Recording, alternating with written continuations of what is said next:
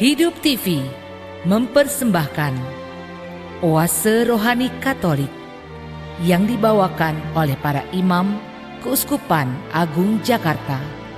Selamat menyaksikan. Sahabat Oase Rohani Katolik, apa kabar? Semoga Anda semua dalam keadaan sehat dan baik-baik saja. Hari ini berbahagia sekali karena kita semua ditemani oleh Romo Carolus Putranto Trihidayat. Dan hari ini saya Benedict Marita akan menemani Anda semua sampai di penghujung acara nanti. Marilah sekarang kita menyapa salam damai kepada Romo Carolus Putranto Hidayat atau yang kita kenal akrab dengan sapaan Romo Uut yang sudah bersama kita pada hari ini. Apa kabar Romo? Salam damai. Salam damai Marita, kabar baik. Salam damai untuk semua pendengar dan pemirsa yang terkasih. Semoga siap merenungkan, mendengarkan firman Tuhan ya. Amin. Amin. Baiklah sahabat Oase Rohani Katolik, marilah kita awali jumpa kita dengan sebuah doa pembukaan yang akan dipimpin oleh Romo Uut. Mari kita bersatu dalam doa. Dalam nama Bapa dan Putra dan Roh Kudus. Amin. Allah, Bapa, pencipta dan pemelihara hidup kami, tiada hentinya Engkau menuntun dan menyertai langkah hidup kami dengan berbagai macam cara. Hari ini Engkau pun menyertai dan menuntun hidup kami melalui firman sabda yang membawa keselamatan. Bukalah hati dan budi kami untuk membiarkan diri kami dituntun oleh sabdamu, agar kami semakin mengenal dan mencintai Yesus Sang Putra. Dialah Tuhan dan Saudara kami, kini dan sepanjang segala masa. Amin. Dalam nama Bapa dan Putra dan Roh Kudus. Amin. Sahabat Oase Rohani Katolik yang terkasih, antifon pembuka kita untuk hari ini adalah Tuhan bersabda, "Kalian yang haus, datanglah ke sumber air. Dan kalian yang tak mampu membayar, mari datanglah dan minumlah dengan gembira." Bacaan hari ini diambil dari Nubuat Yehezkiel bab 47 ayat 1-9 dilanjutkan ayat 12. Kata Nabi, "Seorang malaikat membawa aku ke pintu bait suci, dan sungguh ada air keluar dari bawah ambang pintu bait suci dan mengalir menuju ke timur. Sebab bait suci juga menghadap ke timur. Air itu mengalir dari bawah bagian samping kanan dari bait suci, sebelah selatan mezbah. Lalu malaikat itu menuntun aku keluar melalui pintu gerbang utara, dan dibawanya aku berkeliling dari luar menuju gerbang yang menghadap ke timur. Air itu membual dari sebelah selatan. Lalu malaikat itu pergi ke arah timur dan memegang tali pengukur di tangannya. Ia mengukur 1000 hasta dan menyuruh aku masuk ke dalam air itu. Dalamnya sampai di pergelangan kaki. Ia mengukur 1000 hasta lagi dan menyuruh aku masuk sekali lagi ke dalam air itu. Sekarang sudah sampai di lutut. Kemudian ia mengukur 1000 hasta lagi dan menyuruh aku ketiga kalinya masuk ke dalam air itu. Sekarang sudah sampai di pinggang. Sekali lagi ia mengukur 1000 hasta dan sekarang air itu sudah menjadi sungai di mana aku tidak dapat berjalan lagi. Sebab air itu sudah meninggi sehingga orang dapat berenang. Suatu sungai yang tidak dapat diseberangi lagi. Lalu malaikat itu berkata kepadaku, "Sudahkah engkau lihat, hai anak manusia?" Kemudian ia membawa aku kembali menyusur tepi sungai itu. Dalam perjalanan pulang, sungguh sepanjang tepi sungai itu ada amat banyak pohon, di sebelah sini dan di sebelah sana. Malaikat itu berkata kepadaku, "Sungai ini mengalir menuju wilayah timur dan menuju ke Araba Yordan, dan bermuara di laut asin. Maka air laut yang mengandung banyak garam itu menjadi tawar.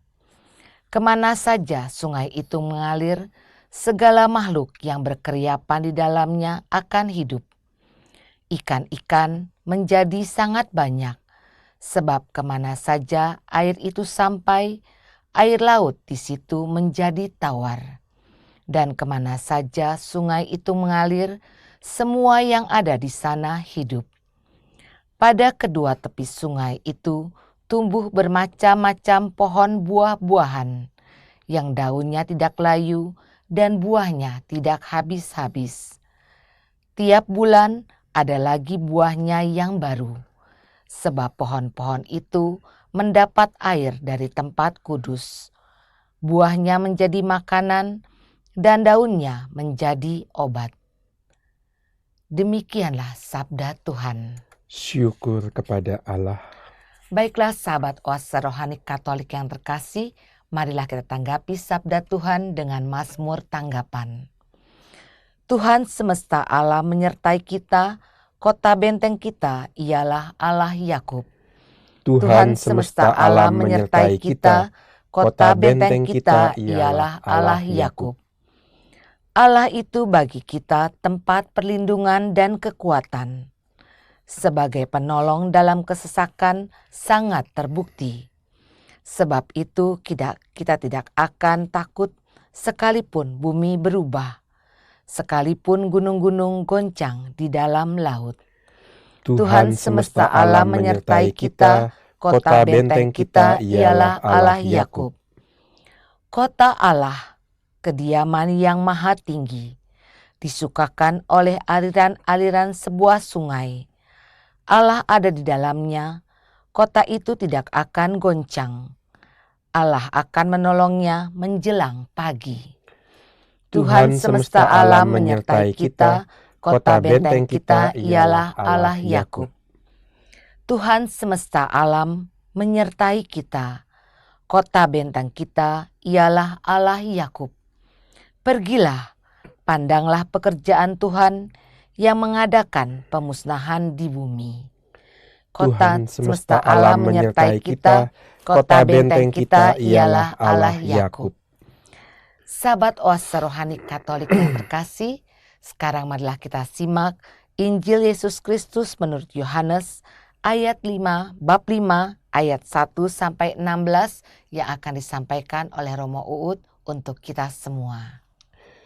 Tuhan sertamu Dan sertamu juga. Inilah Injil Yesus Kristus menurut Yohanes. Dimuliakanlah Tuhan. Pada hari raya orang Yahudi, Yesus berangkat ke Yerusalem. Di Yerusalem dekat pintu gerbang domba ada sebuah kolam yang dalam bahasa Ibrani disebut Betesda. Serambinya ada 5. Dan di serambi-serambi itu berbaring sejumlah besar orang sakit. Orang-orang buta, orang-orang timpang, orang-orang lumpuh yang menantikan guncangan air kolam itu. Sebab sewaktu-waktu turun malaikat Tuhan ke kolam itu dan mengguncangkan air itu. Barang siapa yang terdahulu masuk ke dalamnya sesudah goncangan air itu menjadi sembuh, apapun juga penyakitnya. Ada di situ seorang yang sudah 38 tahun lamanya sakit. Ketika Yesus melihat orang itu berbaring di sana, dan karena ia tahu bahwa ia telah lama dalam keadaan itu, berkatalah ia kepadanya, "Maukah engkau sembuh?" Jawab orang sakit itu kepada Yesus, "Tuhan, tidak ada orang yang menurunkan aku ke dalam kolam itu apabila airnya mulai goncang. Dan sementara aku sendiri menuju kolam itu, orang lain sudah turun mendahului aku." Kata Yesus kepadanya, "Bangunlah, angkatlah tilammu dan berjalanlah." Dan pada saat itu juga sembuhlah orang itu, lalu ia mengangkat tilamnya dan berjalan. Tetapi hari itu hari Sabat. Karena itu orang-orang Yahudi berkata kepada orang yang baru sembuh itu, "Hari ini hari Sabat, dan tidak boleh engkau memikul tilammu. Akan tetapi ia menjawab mereka, orang yang telah menyembuhkan aku, dia yang mengatakan kepadaku, angkatlah tilammu dan berjalanlah. Mereka bertanya kepadanya, siapakah orang itu yang berkata kepadamu, angkatlah tilammu dan berjalanlah? Tetapi orang yang baru sembuh itu tidak tahu siapa orang itu, sebab Yesus telah menghilang ke tengah-tengah orang banyak di tempat itu.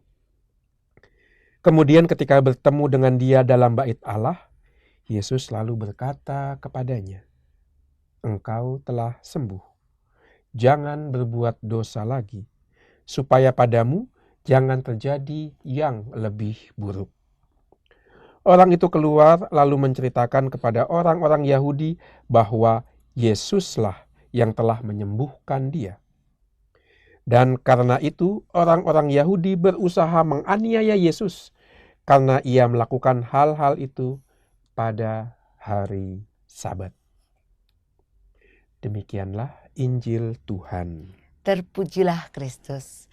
Baiklah sahabat Oase Rohani Katolik, setelah kita menyimak firman-firman Tuhan pada hari ini, marilah kita simak bersama permenungan yang akan disampaikan oleh Romo Uut untuk kita semua. Romo, dari firman-firman Tuhan hari ini, kiranya ada permenungan apa yang akan Romo sampaikan kepada sahabat Oase Rohani Katolik yang terkasih? Iya, baik Marita dan para sahabat Oase Rohani Katolik. Ada begitu banyak kekayaan rohani yang ditampilkan melalui bacaan-bacaan hari ini, tetapi satu intinya yaitu kemurahan Tuhan, ya. Kemurahan Tuhan yang tidak pernah lepas Dia berikan selalu kepada kita apapun kondisi kita, karena kasih-Nya itu tanpa syarat, ya. Kalau kita lihat bacaan pertama sebagai contoh, di situ dikisahkan bagaimana bait Allah akan dipulihkan kembali, dan dari situ akan mengalir air yang membawa kehidupan. Bahkan laut mati pun itu akan menjadi laut yang tawar, air yang bisa diminum, air yang menjadi tempat kehidupan, berkeriapan banyak ikan. Yeah. Maka ini banyak simbol yang dibuat oleh Nabi Yeskiel misalnya dalam bacaan-bacaan ini. Jadi itu pesan bacaan-bacaan hari ini adalah kerahiman Allah, Allah sebagai sumber segala anugerah yang menghidupkan kita. Nah, itu pesannya.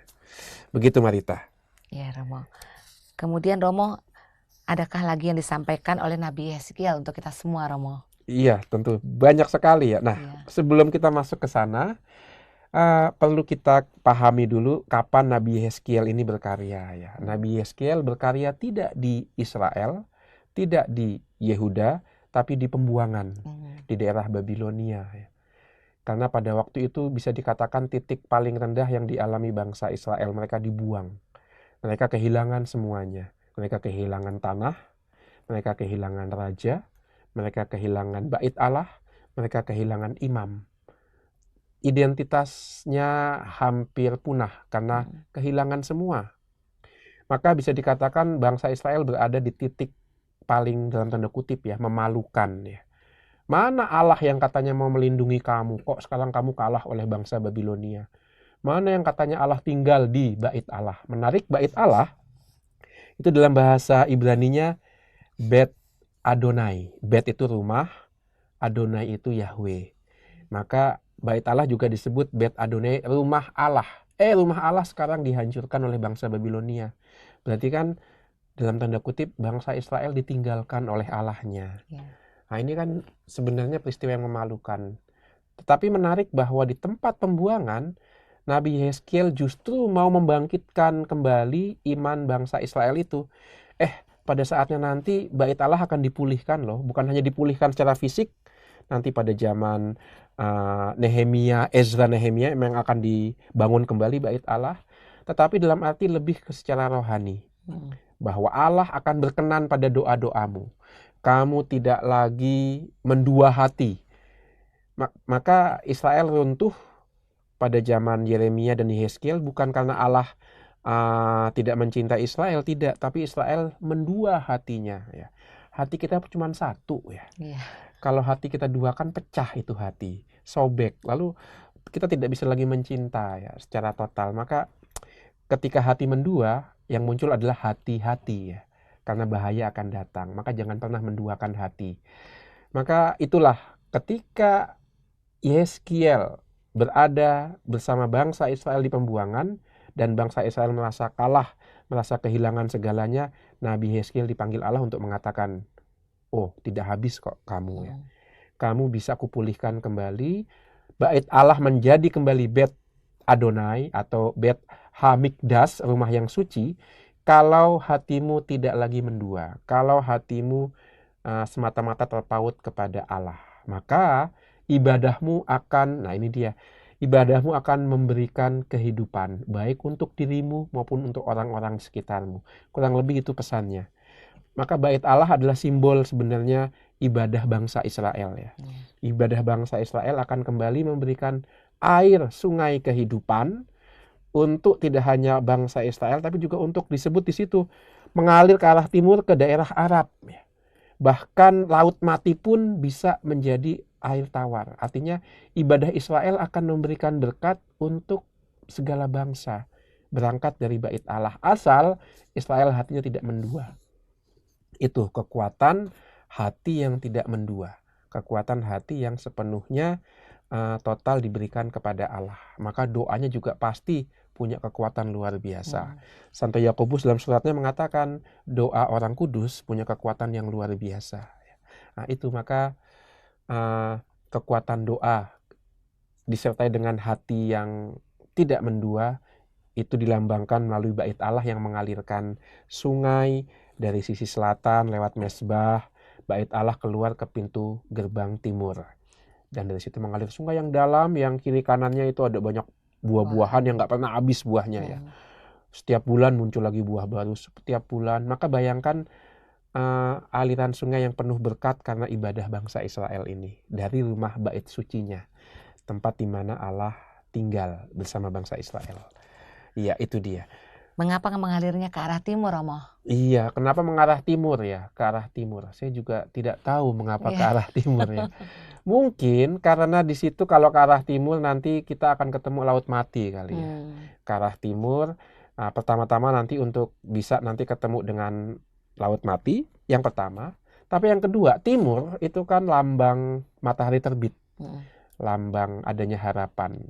Dalam Mazmur selalu dikatakan ketika matahari terbit ya, di situ keselamatan dinantikan. Atau dalam Kidung Zakaria kan juga begitu kan ya. Ketika mentari terbit dari ufuk timur dilambangkan sebagai Kristus yang datang, yang disiapkan jalannya oleh anaknya Zakaria yaitu Yohanes Pembaptis ya. Yesus dilambangkan sebagai fajar. Mengapa timur ya? Karena itu keselamatan itu disimbolkan seperti matahari terbit dari timur. Maka air mengalir juga membawa keselamatan, disimbolkan juga dari sisi timur. Yaitu gerbang sebelah timur itu lalu akan mengalir ke sana. Itu sebabnya mengapa kita beribadah juga menghadap timur ya, menghadap sang matahari terbit. Begitu mengapa menghadap dari arah timur. Iya. Ya. Romo kan tumbuh buah-buahan segala yang subur ya Romo ya. Apa makna dari semua itu Romo? Iya, nah ini dia menarik di sini, ada air mengalir, ada tumbuh buah-buahan, ada ikan-ikan yang berkeriapan, laut mati hilang. Ini mengingatkan kita akan kisah penciptaan sebenarnya ya kan. Kisah penciptaan di mana Allah menjadikan, lihat, buah-buahan. Di situ tidak dikatakan hewan yang akan dipotong dan disembelih, tapi buah-buahan yang memberikan kekuatan dan menjadi makanan. Dengan kata lain, mengapa pohon buah-buahan? Untuk menyadarkan kembali bahwa orang untuk hidup tidak perlu saling mengalahkan, tidak perlu saling membunuh, tidak perlu ada darah yang ditumpahkan untuk bertahan hidup, karena diberikan makanan yang secukupnya dalam bentuk buah-buahan. Itu seperti dulu ketika kisah penciptaan ya kan, Allah memberikan pada mulanya itu tumbuh-tumbuhan berbiji sebagai makanan, baik untuk hewan maupun untuk manusia, supaya tidak ada hidup yang dimusnahkan melalui penumpahan darah. Nah, itu. Kita kan kalau makan dari buah-buahan, kita nggak perlu membunuh. Pohonnya nggak perlu ditebang, tinggal petik aja. Tapi ketika orang mulai berbuat dosa, lalu Allah dalam tanda kutip mentolerir, mengizinkan manusia untuk makan dari makhluk yang berdarah ya. Maka kekerasan pun akhirnya ditolerir oleh Allah karena kelemahan manusia. Tapi pada mulanya kita itu bisa hidup tanpa harus mengalahkan kok. Nah itu lambang yang muncul dari banyak tumbuh-tumbuhan di sisi kanan dan sisi kiri dari sungai itu. Dan itu menarik karena di setiap gereja itu, khususnya yang gereja kuno, gereja tua, itu selalu ada hiasan gereja dalam bentuk tanaman ya. Rangkaian-rangkaian tanaman. Di gereja katedral sendiri kita akan melihat itu. Banyak hiasan-hiasan berbentuk tanaman. Itu melambangkan itu, kehidupan yang harmonis, kehidupan yang tidak perlu saling mengalahkan untuk bisa eksis, untuk bisa menemukan makna hidupnya. Nah, itu pesan yang bagus untuk kita zaman sekarang ya. Apakah kita merasa hidup ini semakin keras kan ya? Iya, karena kita mau entah saya menang atau saya kalah. Seolah-olah hidup itu perkara menang kalah ya kan. Maka hidup terasa lebih keras karena hukumnya itu, siapa kuat dia yang menang. Istilah lainnya juga ada yang mengatakan siapa yang jujur maka hidupnya akan hancur ya kan. Nah, justru jujur itu yang membawa sebenarnya kebijaksanaan dan kedamaian. Tetapi lihat, karena kekerasan ya, maka hidup juga menjadi sulit ya. Itu maka simbol tanaman itu mengatakan, yuk kembali ke masa ketika dunia diciptakan. Hidup secara harmoni. Wah, sekarang kan persaingan diagung-agungkan ya. Sudah sejak kecil ya kan, anak-anak dikasih, kamu ranking berapa? Ranking 1. Wih, di atas kamu ada nggak? Ada ya. Di atas ranking 1 nggak ada lagi pasti kan. Orang maunya belum jadi ranking 1. Lalu ketika hanya dapat ranking 10, ya kamu kok nggak kayak kakak kamu ranking 2. Kok kamu nggak kayak dia, dibanding-bandingkan. Seolah-olah saya baru punya makna hidupnya kalau seperti orang lain. Kalau mendapatkan prestasi tertentu, itu sulit itu. Ada beberapa penelitian yang dibuat di negara-negara Skandinavia, justru ketika orang belajar tanpa bersaing, prestasi mereka malah lebih baik ya. Karena mereka belajar giat bukan untuk mendapatkan ranking, tapi untuk bisa menolong yang lain. Jadi kalau saya bisa ini, saya akan menolong teman saya supaya dari nggak bisa dia jadi bisa. Jadi motivasinya bukan untuk dapat ranking, dapat prestasi dengan mengalahkan, tapi untuk membantu temannya yang tidak bisa. Nah, itu rupanya lebih damai, lebih enak. Dan kalau nggak salah tahun 2017 atau 2016 ada juga survei lembaga pendidikan terbaik yang menghasilkan lulusan-lulusan nilai tertinggi itu 2. Di Finlandia dan di Korea Selatan. Sama-sama tinggi nilainya. Tapi ketika ditanya tingkat stresnya mana yang paling tinggi, Korea Selatan juga. Jadi Korea Selatan itu nilainya paling tinggi tapi juga tingkat stresnya paling tinggi. Sementara Finlandia tidak. Nilainya tinggi tetapi nggak stres. Karena metodenya berbeda. Tidak ada dorongan untuk bersaing, tapi yang ada adalah dorongan untuk saling membantu. Nah, itu dicerminkan dalam tanaman tadi ya, hidup tanpa harus mengalahkan. Karena kalau saling mengalahkan yang muncul iri hati. Iri hati menimbulkan perpecahan. Karena kalau iri cenderungnya marah. Kalau marah cenderungnya melakukan kekerasan. Ya, itu. Maka sumber perpecahan adalah iri hati. Karena di situ tidak ada harmonis, tidak ada saling memperhatikan. Ya, itu pesan dari bacaan-bacaan ini yang bisa kita aplikasikan dalam kehidupan sehari-hari sebenarnya. Maka jangan iri melihat rumput tetangga lebih hijau ya. Enggak, kita walaupun rumputnya nggak hijau, jangan-jangan ya, rumput nggak hijau itu kan bisa dijadikan apa? Bisa dijadikan lapangan bola misalnya, bisa dijadikan apalagi rumput nggak hijau itu bisa dijadikan tempat konser ya, tanpa takut menginjak-injak rumput, bisa dijadikan main becek-becekan ya. Ya udahlah. Rumput tanah sebelah hijau, tanah kita becek, nggak apa-apa, kita jadikan aja itu tempat bermain pas hujan, itu kan juga menarik ya. Maka itu ya, hidup yang penuh harmoni ketika hati tidak mendua. Maka di tahun keadilan ini kan sebenarnya masalah hati ini. Ketidakadilan muncul ketika hati kita mendua, ketika kita muncul membiarkan iri masuk. Maka kita merasa tidak adil. Nggak adil Romo, kok dia lebih sukses hidupnya saya enggak. Lah, kamu usaha apa enggak? Ya kan?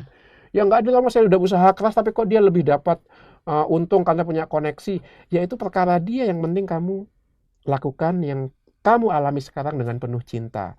Karena kalau kamu melihat hanya orang yang di atas kamu capek, mesti mendongak terus. Lihat yang di bawah kamu juga dong. maka penderitaan kamu akan berkurang. Kamu merasa bukan satu-satunya orang yang mengalami ketidakadilan, lebih banyak orang yang mengalami ketidakadilan. Nah, itu yang bisa kita aplikasikan dari bacaan pertama untuk hidup kita, khususnya di tahun keadilan ini. Ya. Yes. Romo, konteksnya untuk manusia zaman sekarang apa, Mo? Penekanannya, Mo? Iya. Yuk kita kembali ke keluarga ya. Di keluarga itu semuanya dimulai. Ingat, bahkan bait Allah disebut Bet Adonai, rumah Allah. Maka bet itu, rumah itu menjadi titik pangkal. Kalau di sini disebut tahun keadilan, saya rasa kepekaan akan keadilan dimulai dari keluarga. Menarik bahwa dalam 10 perintah Allah itu perintah keempat, hormatilah ayah ibumu, itu ada di tengah-tengah antara perintah untuk menghormati Allah dan perintah untuk menghormati kehidupan manusia. Hormat kepada orang tua ada di tengah-tengah. Artinya apa? Allah bekerja dalam rumah tangga untuk segala yang baik, termasuk untuk keadilan, termasuk untuk hidup tanpa kekerasan, seperti yang menjadi pesan dalam bacaan ini ya. Maka di rumahlah dilatih untuk belajar misalnya berdoa, untuk tidak punya hati yang mendua, untuk setia, untuk mau berbagi. Itu kan tema-tema keadilan yang penting ya. Maka Ibu Teresa sekali lagi itu sangat benar dalam nasihatnya. Hening menjadi awal bagi doa. Doa menjadi titik awal untuk iman. Lalu iman mendorong orang untuk berbuat kasih. Kasih mengutus orang untuk melakukan pelayanan. Pelayanan yang disertai kasih melahirkan damai. Damai akhirnya membawa kita masuk kembali dalam keheningan. Ya, itu.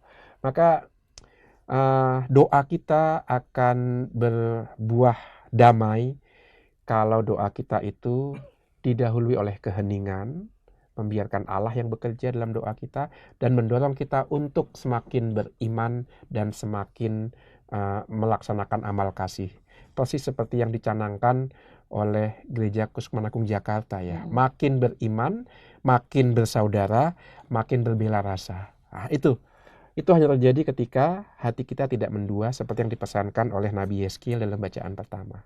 Ibadah kita akan membawa buah-buah kehidupan untuk orang lain dan untuk kita juga. Ya. Itu.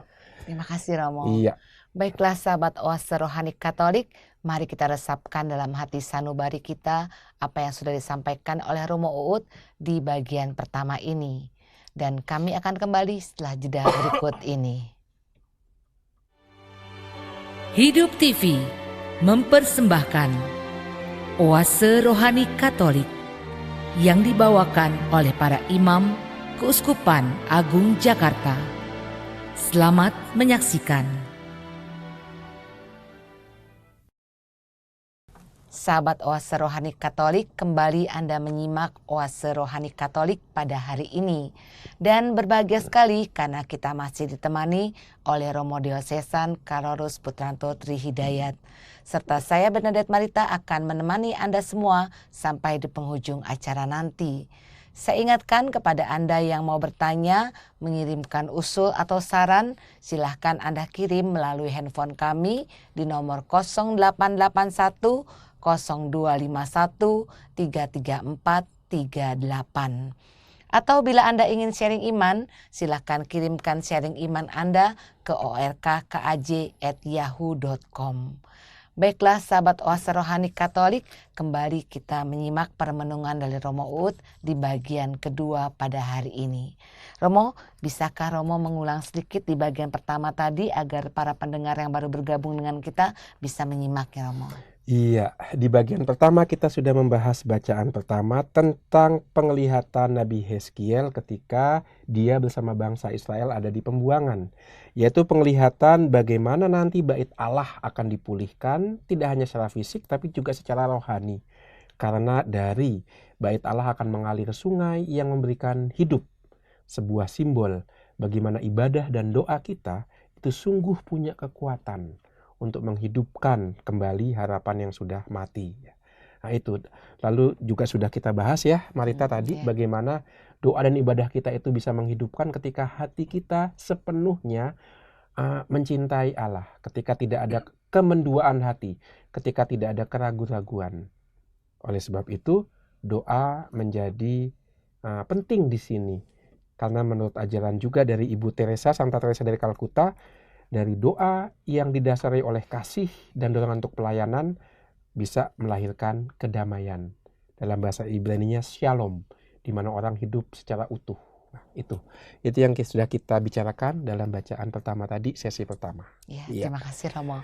Yes. Kalau menurut bacaan Injil pada hari ini, kabar sukacita apa yang ingin disampaikan Romo? Nah, kalau kita lihat bacaan Injil hari ini ya, Marita dan para sahabat Oase Rohani Katolik itu ada banyak kemiripannya tuh.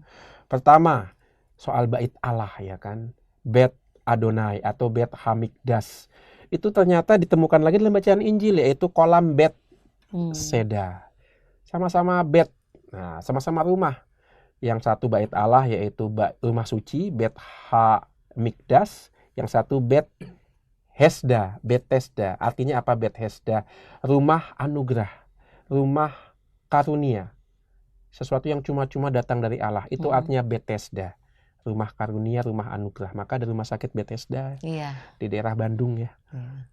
Itu Borromeus ya. Borromeus Bethesda ya, di BSD ada. BSD ya, Bethesda ya. Itu rumah anugerah karena ada keyakinan kesembuhan dari sakit itu memang butuh kerjasama manusia, tapi pertama-tama anugerah dari Allah ya. Itu. Maka Bethesda, kolam Bethesda berarti kolam di mana anugerah dilimpahkan Allah kepada umat yang membutuhkan. Tidak hanya kesamaan itu, kesamaan air ya. Dalam bacaan pertama air sungai mengalir dari pintu gerbang timur ke arah timur yang menghidupkan. Ini juga soal kolam, soal air juga nih.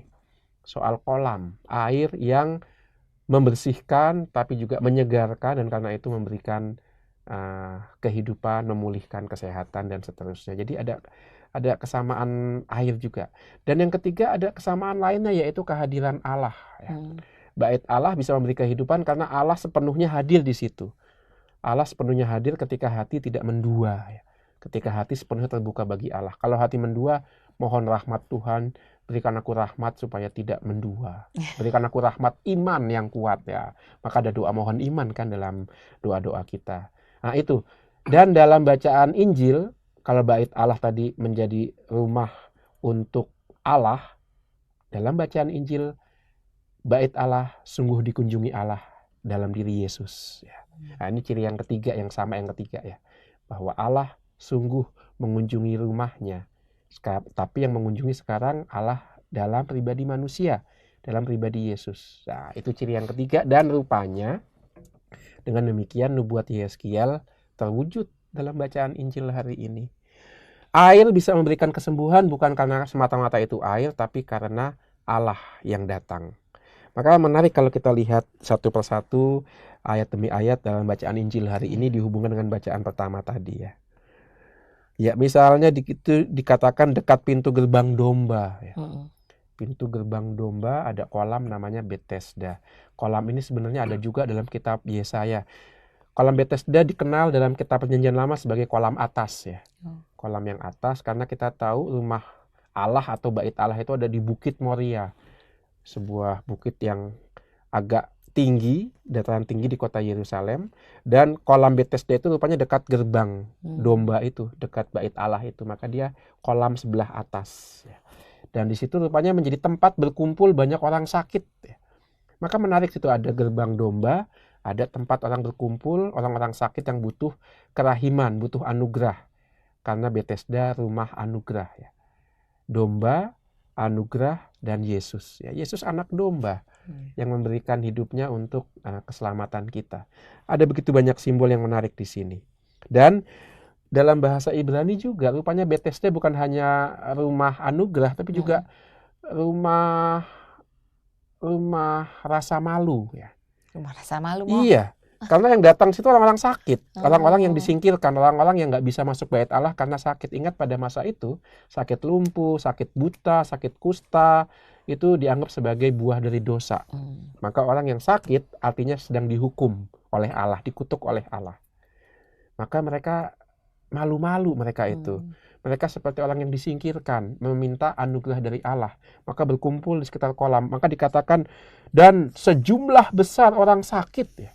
Iya. Yang mandi di situ pasti orang-orang sakit tuh, nggak mungkin orang sehat, ketularan ya kan. Jadi ini sebenarnya kolam Bethesda itu kolam yang dijauhi sama orang sehat, tapi didatangi orang-orang sakit. karena memohon anugerah. Menarik di situ ya.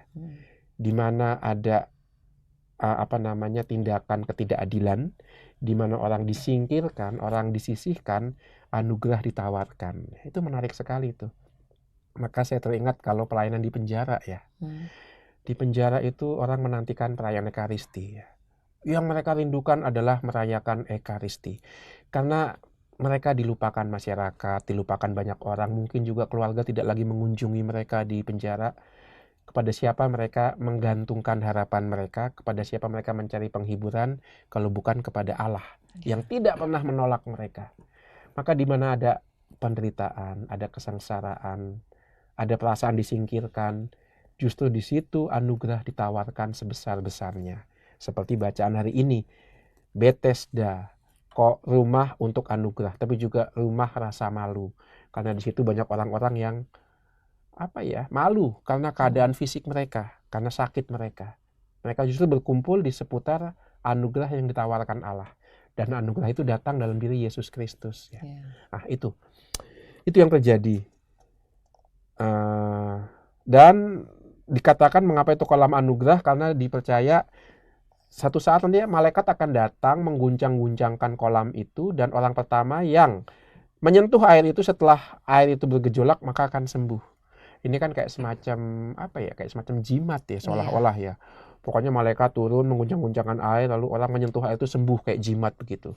Maka gereja mengajarkan bukan airnya yang menyembuhkan, atau bukan malaikat yang mengguncang-guncang yang beri kesembuhan, tetapi pribadi Yesus yang menyembuhkan. Maka menarik dialog Yesus dengan orang yang lumpuh. Berapa lama tadi lumpuhnya ya? 30 tahun ya. 38 tahun ya.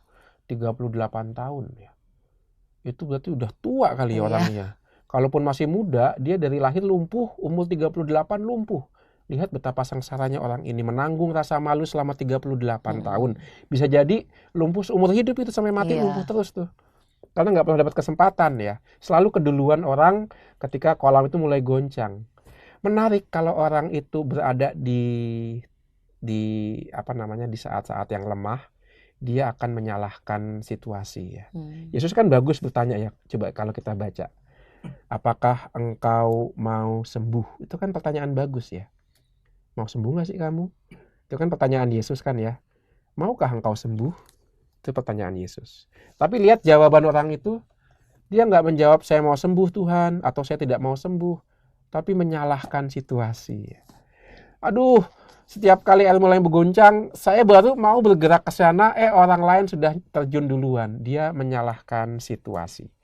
Dia tidak mendengarkan pertanyaan Yesus. Aku tidak bertanya siapa yang duluan, aku bertanya kepada kamu mau sembuh apa enggak, gitu kan?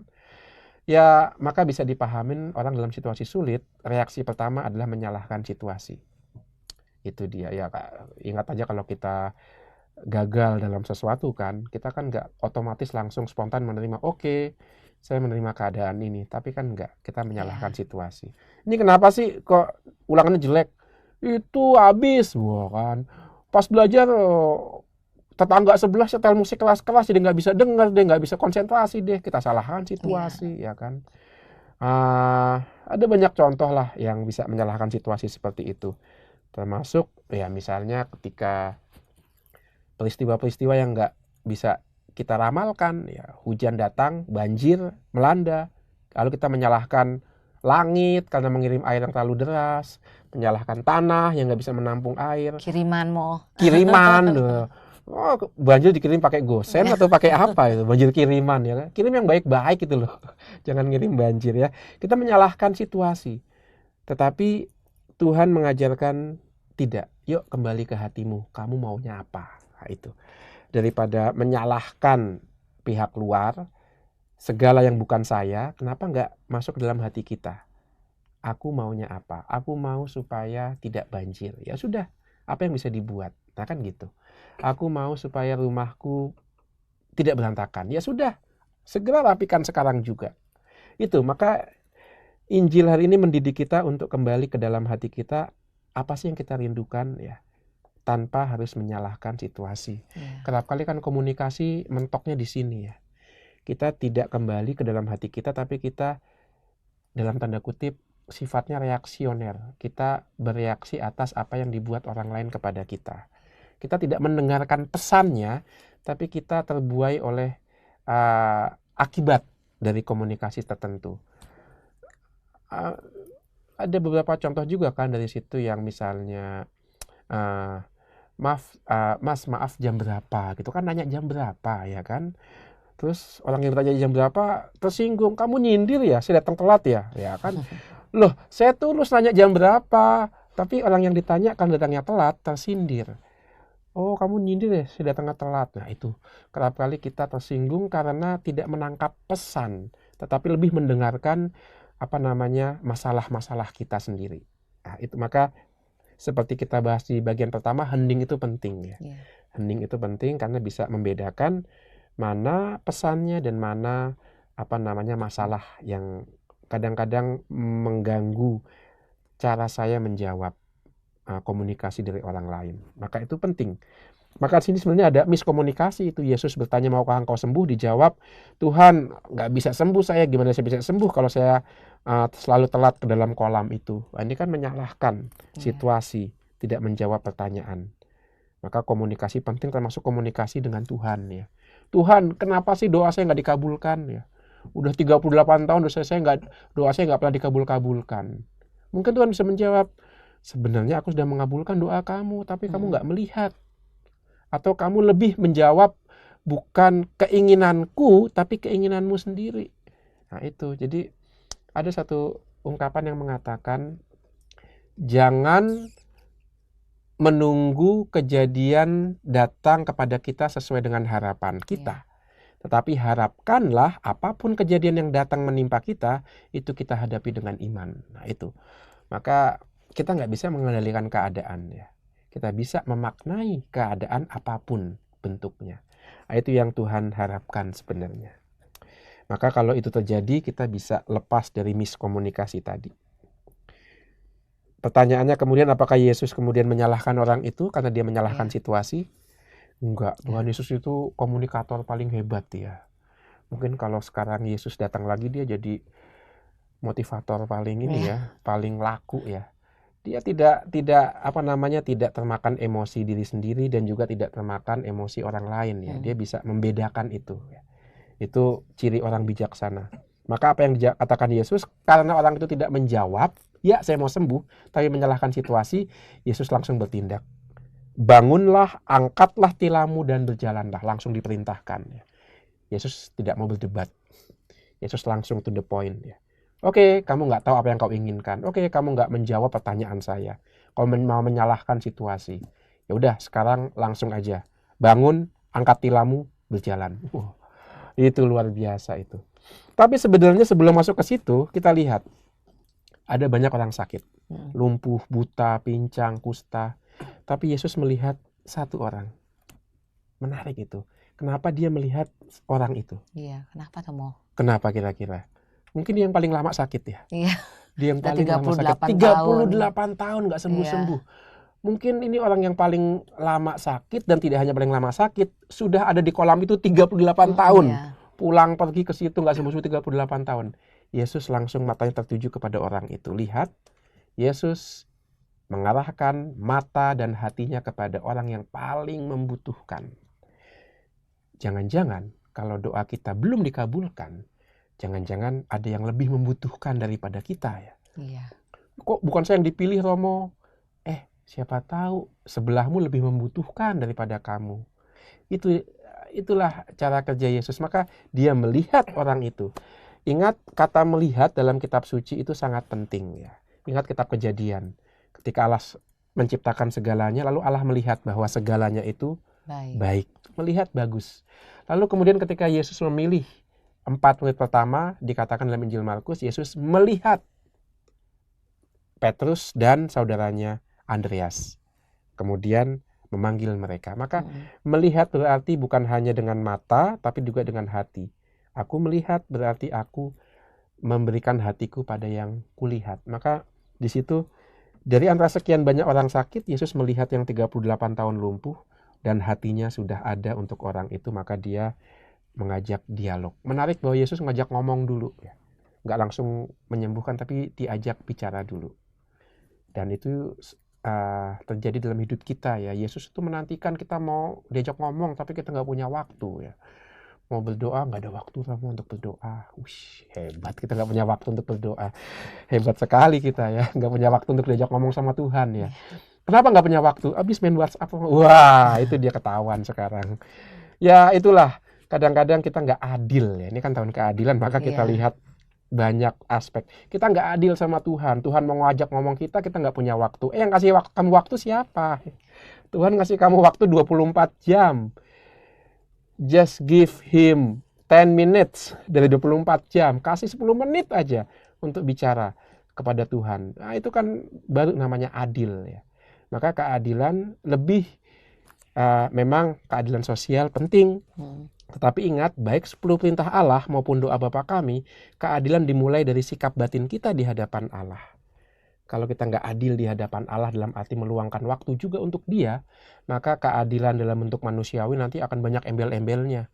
Kita melakukan tindakan sosial untuk dihormati lah, untuk cari kepentingan. Enggak, dimurnikan dulu dengan keadilan di hadapan Allah. Maka 10 perintah Allah dimulai dengan perintah untuk menghormati Allah, menghormati namanya yang kudus, menghormati hari Allah, baru kemudian sesama. Demikian juga doa Bapa kami. Datanglah kerajaanmu, dikuduskanlah namamu, jadilah kehendakmu. Allah dulu. Kemudian baru berilah kami rezeki, ampunilah kesalahan kami, jangan masukkan kami dalam cobaan itu. Maka adil juga terhadap Allah. Dalam hal ini kita bisa buat gerakan sebenarnya. Iya. Gerakan 10 menit hening setiap hari. Nah, itu adil tuh. Adil terhadap Allah, memberi waktu 10 menit dari 24 jam yang kita terima dari Allah. Adil terhadap diri kita sendiri. Karena research membuktikan, research pakai bahasa Inggris ya. Apa sih bahasa Indonesianya? Survei ya, atau penelitian ilmiah membuktikan orang yang punya waktu untuk hening, dia sehat lahir batin. Karena dia bisa menyisihkan waktunya untuk refreshment, untuk penyegaran kembali. Badannya dia segarkan, pikirannya dia segarkan. Bayangkan mesin ya, mesin kalau dipakai terus itu rusak ya. Mesin yang dari besi aja dipakai terus rusak. Mobil dipakai terus 24 jam, 48 jam, seminggu jebol itu. Maka ada pertandingan ketahanan mobil di Prancis itu ya, Le Mans itu kan. Wah, lama itu. Jebol kalau nggak pernah di stop. Kita juga begitu ya. Kita baru bangun langsung nyalain HP, langsung mikirin kerjaan kantor, pulang juga mikirin macet, sampai rumah dengar musik. Kapan heningnya? Itu otak dihujanin informasi terus tuh. Nggak sehat kita ya. Maka hening selain memberikan keadilan di hadapan Allah, juga untuk diri kita sendiri. Adil dengan tubuhmu, adil dengan pikiranmu, adil dengan hatimu. Dan kalau itu terjadi, kita bisa adil terhadap orang di sekitar kita dan terhadap juga alam sekitar. Nah, ini gerakan 10 menit hening nih. Bagus juga untuk mengisi tahun keadilan ya. Iya. Dalam hening itu apa kita lakukan, Mo? Apa diam saja langsung atau membaca ayat dulu begitu, Mo? Iya, hening itu sebenarnya suatu kondisi yang kita perlukan untuk bisa mendengarkan dan masuk dalam firman Tuhan. Maka hening bisa dua makna. Hening fisik ya. Hening fisik artinya tidak ngomong. Itu penting tuh. Hening fisik menjadi syarat untuk hening batin nanti. Hening fisik itu tidak ngomong, tidak bergerak juga. Enggak, maka kita bisa aja hening fisik nggak ngomong, tapi tangan kita, jempol kita bergerak ya, mencet tuts virtual di HP ya. Atau kita bisa aja hening fisik tapi mata kita melihat film. No, hening fisik artinya diam, tapi juga menghentikan berbagai macam kegiatan, gerakan. Menghentikan juga, memberikan panca indera kita itu akhirnya hanya menerima yang datang dari alam. Biarkanlah telinga kita mendengarkan suara yang ada di sekitar kita. Biarkanlah, mungkin juga untuk hening mata kita juga dibantu misalnya melihat satu objek tertentu ya. Jangan ganti-ganti objek ya. Nah, satu objek saja, bisa salib, bisa gambar kudus ya. Lalu juga hening membuat kulit kita peka akan perubahan udara yang terjadi, angin yang kita alami. Itu hening fisik itu. Lepas dari semua kegiatan, kita biarkan panca indera kita menangkap segala hal indrawi yang dalam aktivitas sehari-hari kita lupakan ya. Kerap kali kita hanya mendengarkan keinginan kita karena kita tidak mampu mendengarkan misalnya kicauan burung di luar diri kita ya. Nah, itu hening. Hening fisik pertama-tama membantu untuk nanti masuk yang makna kedua dari hening, itu hening batin. Hening batin itu ketika kita membiarkan Allah yang bersabda. Ingat penciptaan. Penciptaan itu kan pada mulanya hening tuh. Lalu hening dipecahkan dengan jadilah terang, maka terang itu jadi. Maka sebenarnya betul-betul firman Tuhan itu membawa perubahan ya, asal kita menyiapkan diri. Maka kita dalam hening batin, seperti yang tadi Marita katakan ya, mendengarkan firman dan membiarkan firman itu menjadi daya hidup kita. Itu tidak akan terjadi kalau tidak ada hening fisik dulu, hening dalam makna yang pertama. Tapi harus melangkah untuk ke hening batin, karena nggak bisa kita hanya hening gitu ya. Itu hanya permulaan untuk masuk ke dalam keheningan yang lebih dalam, yaitu berkomunikasi dengan Allah. Mirip dengan kisah Nabi Elia ya kan, ketika angin sepoi-sepoi, dalam keheningan angin sepoi-sepoi dia mendengar suara Allah. Nah, itu maka hening yang dikatakan Ibu Teresa adalah hening fisik dan hening batin ini ya. Berkomunikasi dengan Allah dalam keheningan dengan mendengarkan firman-firman. Maka membaca firman, masuk dalam firman, melahirkan doa, itu yang disebut hening. Maka gerakan 10 menit hening itu maksudnya. Yuk tinggalkan gadget, yuk tinggalkan TV, yuk tinggalkan ngomong satu sama lain, supaya nanti omongan kita tidak hanya membunuh waktu atau gosipin yang lain, tapi betul-betul omongan yang menghidupkan dengan cara hening tadi ya. Itu Berarti nggak perlu pakai musik ya, mau pengantar gitu mau? Oh, bisa juga untuk pengantar hening fisik ya. Bisa juga musik yang membantu kita konsentrasi. Lama-lama tapi pelan-pelan musiknya itu dimatikan, lama-lama dikecilkan. Akhirnya kita berhadapan dengan kuil batin kita sendiri ya. Dan ketika itu terjadi, kita akan melihat pikiran yang macam-macam tuh kan, rasa bersalah, rasa cemas, banyak yang belum dikerjakan. Nggak apa-apa, biarkan itu muncul, karena itu perwahyuan tentang diri kita sendiri. Oh, rupanya aku lagi khawatir toh. Oh, rupanya aku lagi merasa bersalah. Oh, ada yang aku lupakan nih. Biarkan itu muncul. Tapi jangan kemudian kita ikutin pikiran itu. Biarkan aja muncul. Setelah beberapa menit kita sadari, lalu kita katakan, oke, terima kasih untuk kesadarannya. Sekarang saya mau berjumpa dengan Allah dalam firman-Nya. Nah, lalu kita mulai masuk dalam ingatan akan firman Tuhan itu yang diulang-ulang. Nah, itu gerakan 10 menit hening bisa. Ada banyak buku yang menuntun kita ke keheningan itu ya. Tapi yang penting 24 jam 10 menit untuk hening. Itu baru adil. Nah, sederhana kan? Apa sih susahnya? Ya. Itu. Maka Yesus yang mau berkomunikasi dulu, tidak langsung mengatakan menyembuhkan. Dan menarik di sini Yesus mengatakan, angkatlah tilammu dan berjalanlah. Bangunlah, angkatlah dan berjalanlah. Itu berarti kesembuhan total. Enggak hanya bisa bangun, tapi bisa ngangkat. Karena tilam itu kan tempat tidur. Enggak diperlukan lagi tuh. Enggak perlukan lagi tempat ini, tapi diperlukan di rumah buat tidur. Dan berjalanlah. Bisa berjalan, bisa berpindah tempat. Nah, itu berarti bangunlah, angkatlah tilammu dan berjalanlah, dia sembuh total. Yang menarik adalah kemudian orang yang disembuhkan berjumpa dengan Yesus di bait Allah. Lihat, dia dari rumah yang penuh rasa malu, Bet Sheda, rumah anugerah tapi juga rumah penuh dengan rasa malu, pindah ke Bet Hamikdas atau Bet Adonai, rumah Allah. Dari rasa malu berjumpa kepada Allah karena berjumpa dengan Yesus. Itu menarik, ada perpindahan orang itu. Itu yang pertama. Yang kedua juga yang bisa menarik kita bahas, hari Sabat ya. Yesus dimarahi karena menyembuhkan orang pada hari Sabat. Apa itu Sabat sebenarnya? Sebenarnya Sabat itu hari istirahat. Tidak boleh bekerja. Tetapi ingat, apa tujuannya orang istirahat? Maka saya mengidentikan Sabat dengan hening tadi ya. Kita hidup bukan karena usaha kita, tapi kita hidup karena anugerah Allah. Tapi itu hanya kita sadari kalau memberikan waktu hening. Maka Sabat itu tidak perlu menunggu 7 hari sebenarnya. Setiap hari kita punya jam-jam Sabat ya. Ketika berdoa, ketika kita sadar kita hidup pertama-tama dari berkat Tuhan. Maka Sabat Yahudi intinya itu, mengingatkan kita akan anugerah Allah. Bahwa kita ini ciptaan, dan kita ini diciptakan dan dirawat oleh Allah. Maka Sabat menuntun kita untuk hidup seperti dulu ketika Allah menciptakan langit dan bumi. Hidup tanpa kekerasan, hidup sebagai saudara. Maka dari Sabat, budak itu tidak lagi menjadi budak karena nggak bisa Hmm. kerja. Maka ada kesamaan di situ, ada keadilan di situ. Karena manusia dipandang sama. Tuhan tidak bisa memperbudak manusia yang lain. Budak tidak perlu menjadi budak di hari Sabat. Ada kesamaan di situ. Ada keadilan di situ. Maka keadilan yang tercipta dari hari Sabat bisa kita ciptakan kembali di saat ini ketika kita menyediakan waktu hening tadi. Maka kalau Yesus menyembuhkan orang sakit dari Sabat itu tidak melanggar Sabat. Karena Yesus memulihkan keadaan dia seperti dulu diciptakan, ya kan? Karena Allah menciptakan manusia secara sempurna. Iya. Maka penyembuhan yang dibuat Yesus sebenarnya sesuai dengan hari Sabat. Memulihkan kemanusiaan orang itu. Seperti budak tidak bekerja di hari Sabat, demikian juga orang sakit sembuh. Kan sama-sama memulihkan kemanusiaan. Nah itu. Maka pesannya, kita juga bisa memulihkan kemanusiaan kita dan orang lain dengan menyediakan dalam tanda kutip waktu-waktu Sabat setiap hari. Hening, doa, dan seterusnya.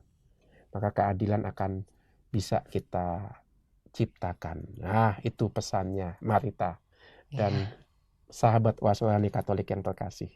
Terima kasih Romo. Iya. Baiklah sahabat Oase Rohani Katolik yang terkasih, maka cukup sekian jumpa kita hari ini dalam siaran Oase Rohani Katolik.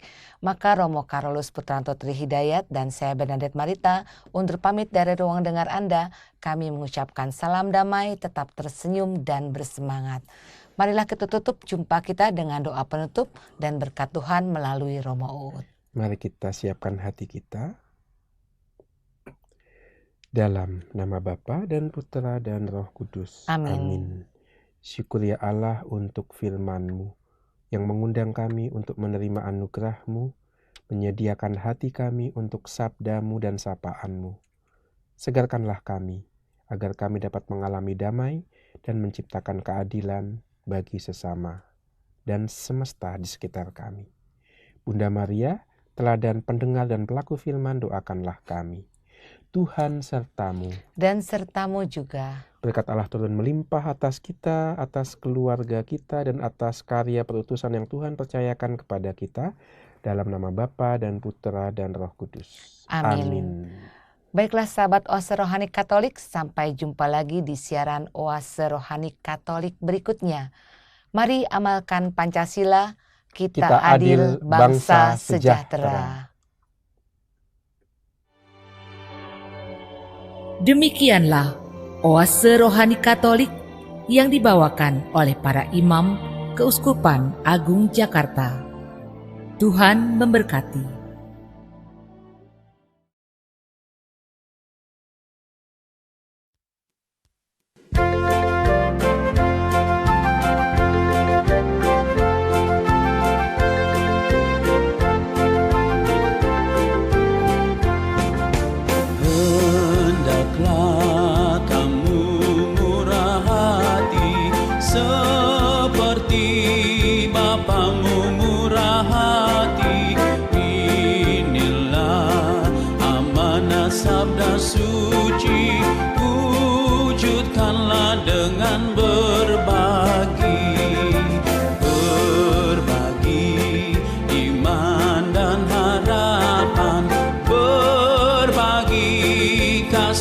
Persaudaraan, berbagi berkat dan kerjasama, aksi nyata berbela rasa,